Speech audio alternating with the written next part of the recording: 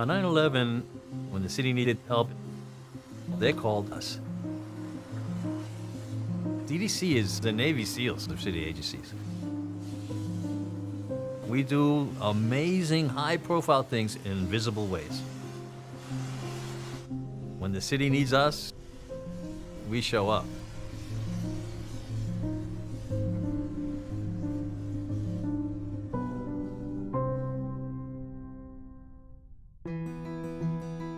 Department of Design and Construction came about in 1996.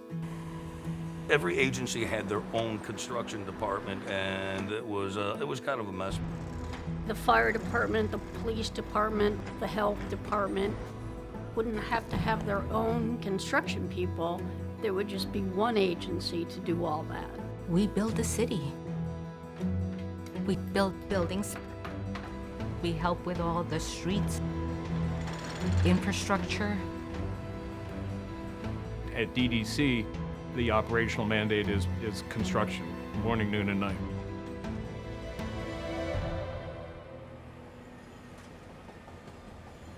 The morning of 9/11, it started out like any other normal day. We came to work.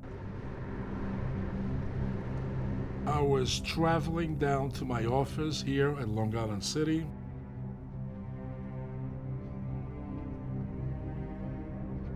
One of my coworkers comes out and is pointing and going, "Look, look, the World Trade Center is on fire." I went to the windows. I started taking photographs. Our assistant commissioner, he had a TV at his office. We saw that plane hit the North Tower. The second plane hit. I felt the concussion against the windows of this building. You knew they weren't going to get out. You just knew it. There was no miracle. There was no helicopter. There was nothing that was going to help these people. Nothing. So.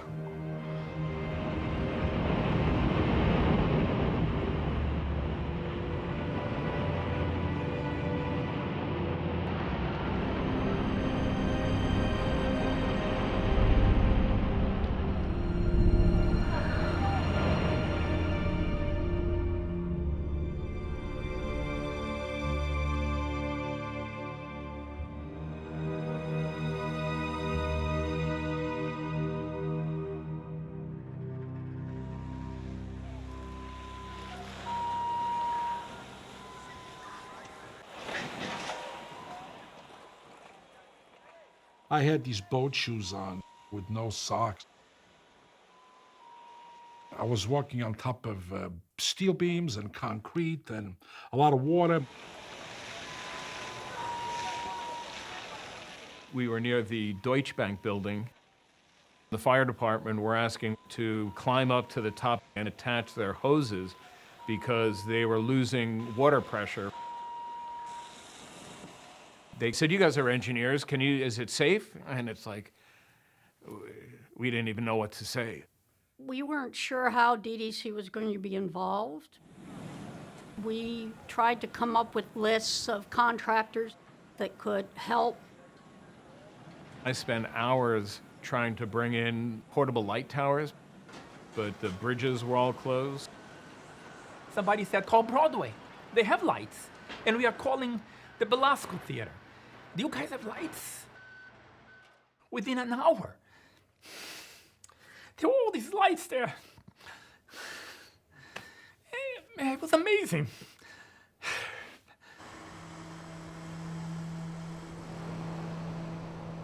Worked till like 3 in the morning.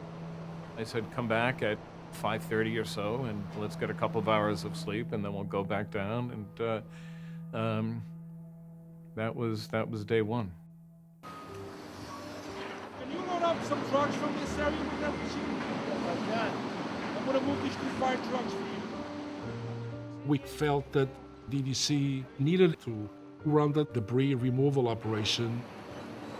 The site was owned by the Port Authority, but the Port Authority was in one of the towers that collapsed. So their agency was heavily impacted. The first couple of days, I thought FEMA was coming in. They come in and they're just looking at buildings and saying, wow, they just kept on looking up. If you can see, this was the winter garden, which used to be a big atrium. And it used to have... I'm like, we got to get moving here. What's going on, you know? I had a conversation with the boss of FEMA. I said, we can do this better. We know the city. This is our city. The way we do the operation matters. All I care about is the future of the city and that it be done right. Giuliani told the feds, stay out of this. We'll handle it. And DDC stepped up to actually take over the debris removal at the World Trade Center.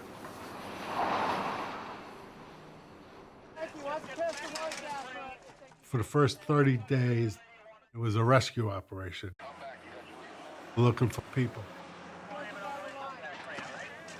There were long lines of firemen snaking up through the pile with 5-gallon buckets.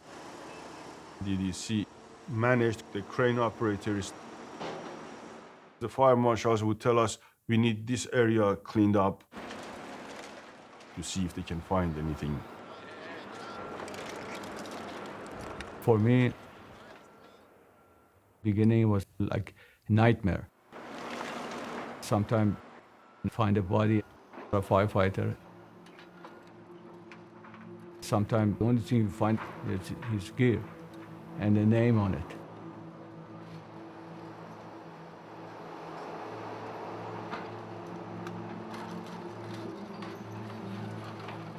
It was horrible.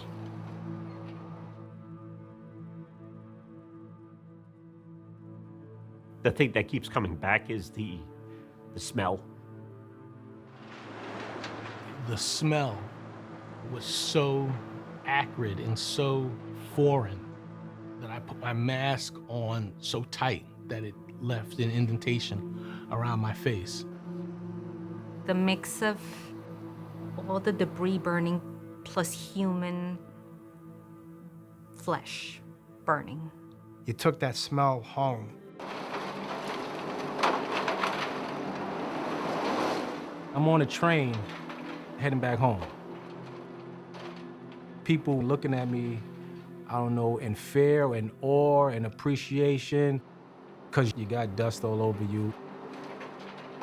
I would remove my clothing in the hallway and walk into my apartment in my underwear, you know, and take a bath, eat, to get up and do this again.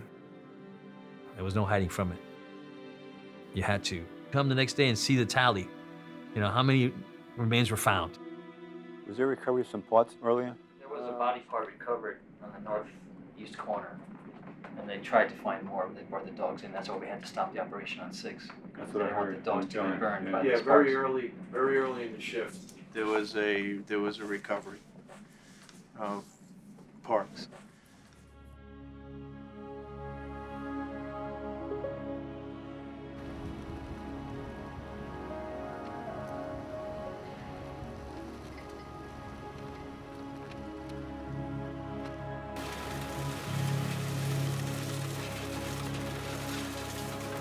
We were using these large grapplers, 750s, big machines. The 750 swings around and hits you, you're dead. I was part of the team to ensure that everyone was safe. I could feel that there was a lot of tension. The firemen, trying to find their companions, would walk right behind construction equipment. The driver could not see them. What's going on in front of them? They've been there all morning. They uncover a stairway. Next thing you know, we get invaded with about 25 firemen. I said, look, I need you people to back out, right? And this is where we're at, so. Okay, well, I want those guys out of it. It's too dangerous. We're all very, very cognizant that it was human remains there and loved ones that needed to get them back. That's what we were there for. Look, KP, 2 firemen are walking over there. Just tell them they can't be over there. I just helped them. to make sure they're safely located. Found out that a father is looking for a son's body over there.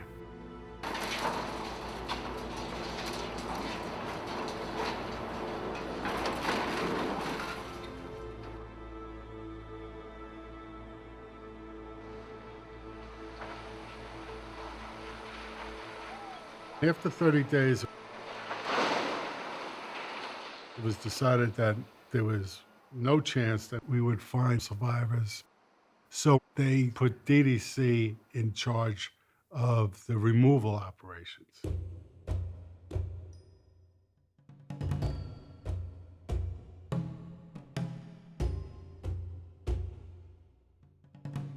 If we knock down this facade or part of it, we can just continue. Boom, boom, boom, boom, boom. Nobody believed that we could get it done. It was going to be 5 years for sure. DDC was opening up an emergency field office. Our office was actually in my daughter's classroom, just blocks from ground zero. We all sitting down in these little chairs that belong to these kids. Knees, hitting against the top of the tables. We wanted to engage with construction companies, construction management firms. If we start removing debris off the top, then we're going to have a problem. And find out what's the safest way of doing the work. How do we remove the debris? The site was over such a large space that it was apparent that it was better cut up into pieces. DDC organizes 16 acres of land divided into 4 sectors. A contractor at each sector. Hundreds of workers working for these contractors. We met with the contractors twice a day. Everybody knows from this point on, nobody stops the job. Not in the morning, not in the afternoon, not at night. Yeah. This is what DDC wants. Yeah, and also, they want you to start there, they want you to start there, they want you to go 24/7 and don't stop. Don't stop the job. No matter what, do not stop the job.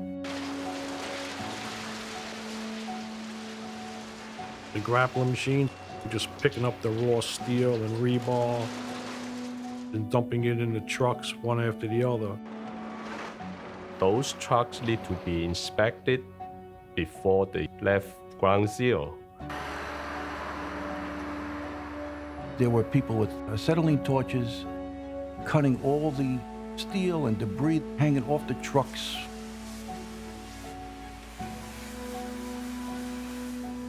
And then we hosed them down for dust. Moving very slowly, it wouldn't even wait. Trucks left the site to the landfill barges.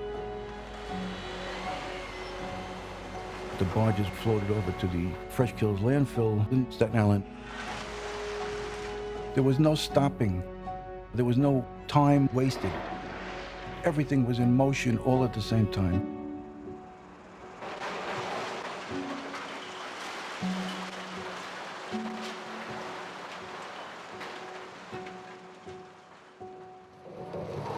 The biggest challenge was unsafe conditions. There were voids in the ground. You could have fallen in. We figured out where these voids were. We marked them up. People were concerned about the smoke, the chemicals. The world's largest chiller plant was in the sublevels of the Trade Center.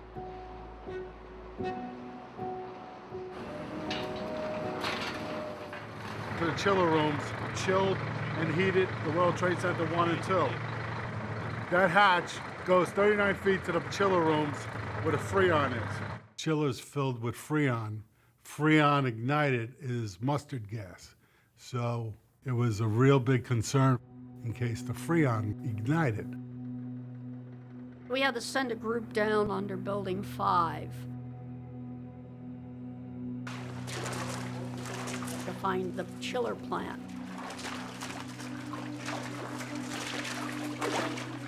You keep track of this column line. where this turns. 'Cause I'm not sure where it hits that line over there. Okay.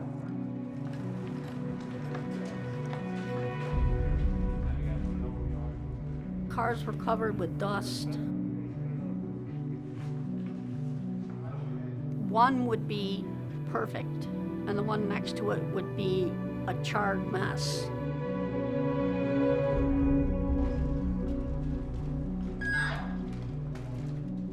All these lines used to come in that fed the trade center in here.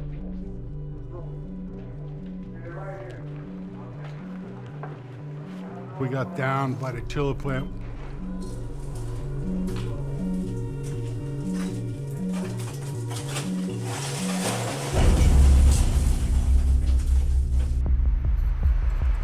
The chillers is right underneath the fire truck.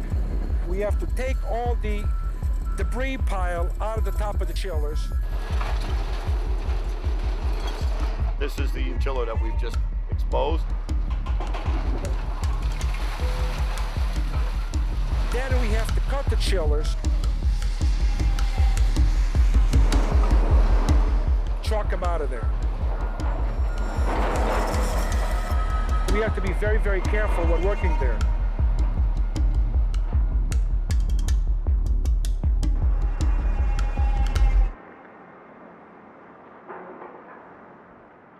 We're overlooking the site. I was negotiating with contractors. All of a sudden, you will hear a siren. They were pulling a body out.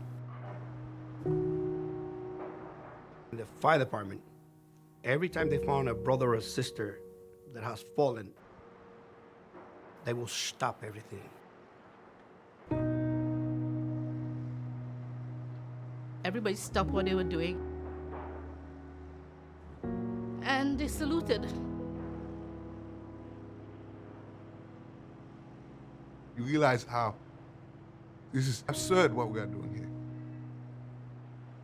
This is debris removal. And yet, you had to continue.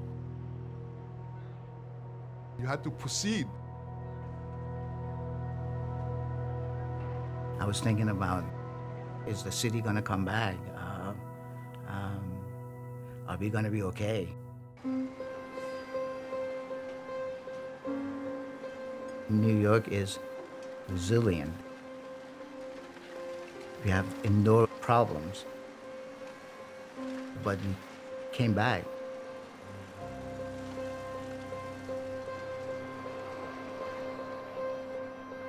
"101 days to get to this point. Last 1,000 square feet of World Trade Center coming down.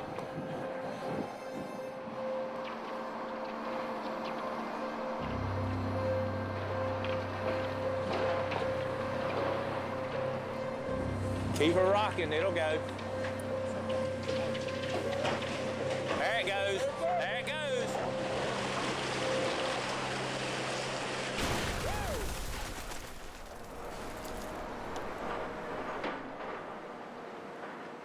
I was working Christmas Eve. My job was to man the radios. I start singing chestnuts roasting on an open fire, Yuletide carols being sung by a choir, kids dressed, I'm messing up the lyrics, but people were laughing and kind of clapping. It was one of those moments where there is a light at the end of the tunnel. Merry Christmas! Happy holidays!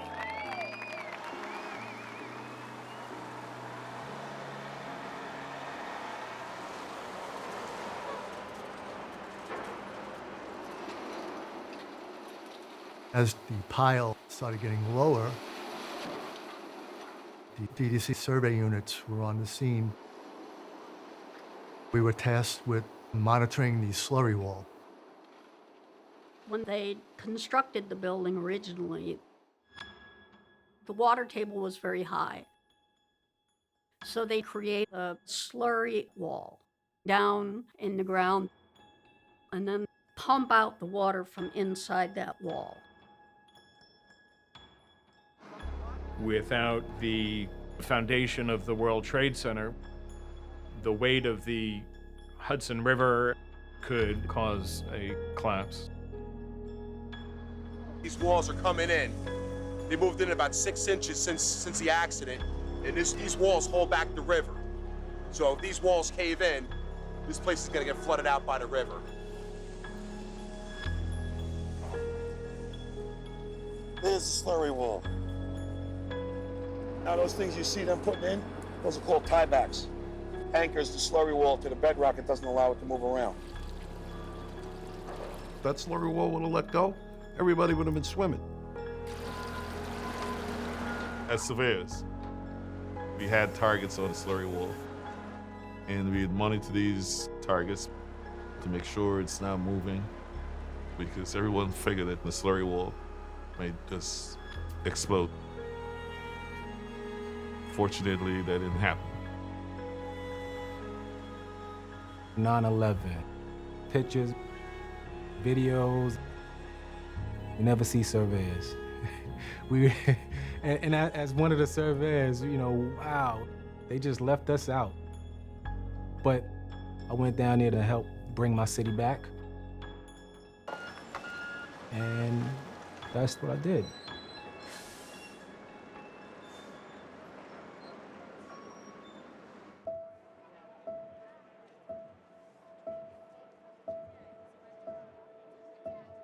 As we got into February, March, for the 9/11 memorial, we needed to start saving large pieces of debris. This is from the north facade of Building 1. This was the last piece that was cut down last Saturday. We marked pieces that we thought would be of historical value. This is the artist. This is Fritz Koenig. How you doing, Mr. Koenig? Fritz Koenig, with his sculpture of the sphere, the entrance to the World Trade Center. It's a memorial to those who died. We had made arrangements so that they could be stored in an unused hangar at JFK.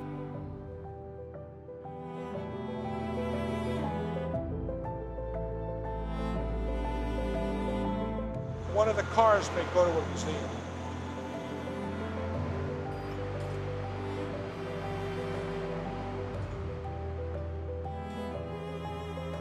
I see a steel column.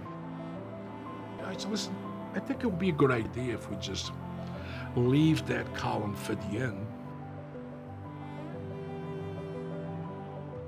And then we'll do some sort of event, a last column exiting as like the end of the job. We were kind of sad that we were leaving, you know? It was a magical job, you know? It was tough, but it was magical. We did it. I'm extremely proud of being associated with every single one of you because you have proven that nobody does it better than New York.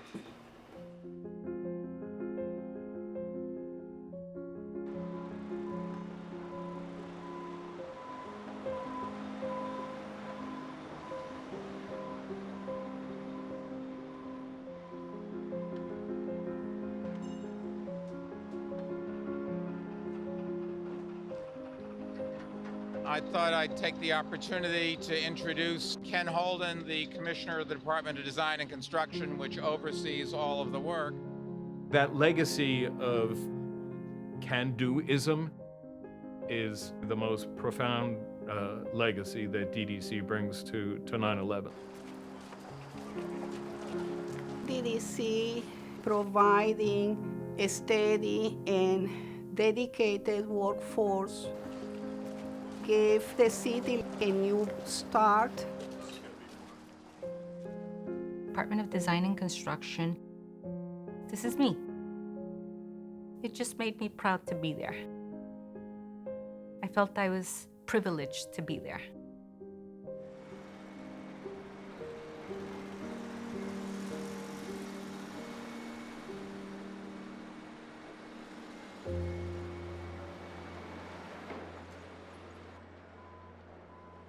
Everybody at DDC felt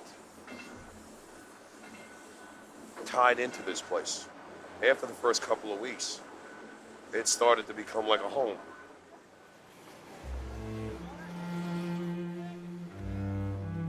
It was heavy. I says, one day, you know, we won't even be able to be down here.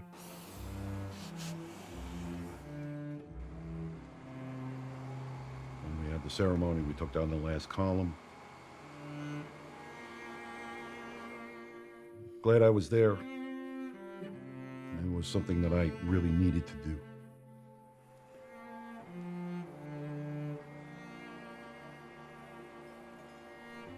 I saw horror, the ground zero. And I saw great beauty and kindness. It's part of me.